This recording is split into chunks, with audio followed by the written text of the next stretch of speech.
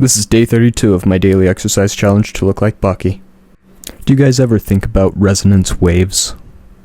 A resonant waveform is basically something that the waveforms have matching frequencies. So if you think about like an opera singer holding a crystal glass and they keep going higher and higher in pitch until the glass starts vibrating and then it shatters, that is happening because it is vibrating at a resonant frequency.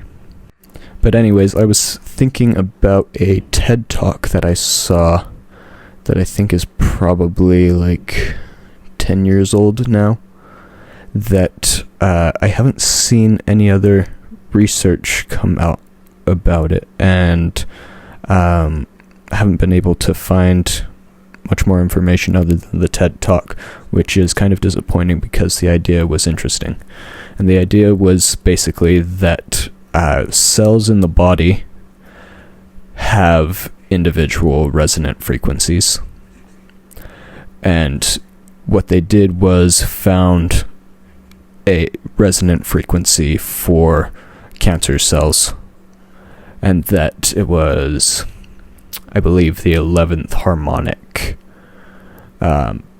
that these cancer cells resonated at. And they were able to play in a acoustic pattern that matched that resonant frequency and get similar function to ablation of those cancer cells, so the cell wall breaks and the cell dies. And I really like the idea. It's an interesting concept. But since I haven't seen much more research on it, it may have been that the peer-reviewed trials didn't show the same results that the original trials did.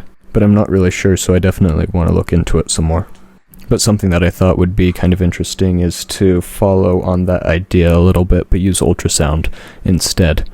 And then take an array of ultrasound transducers and put them in an interference pattern so that they converge to a single point.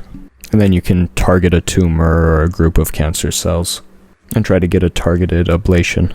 We can also see if that 11th harmonic would work in ultrasound as well.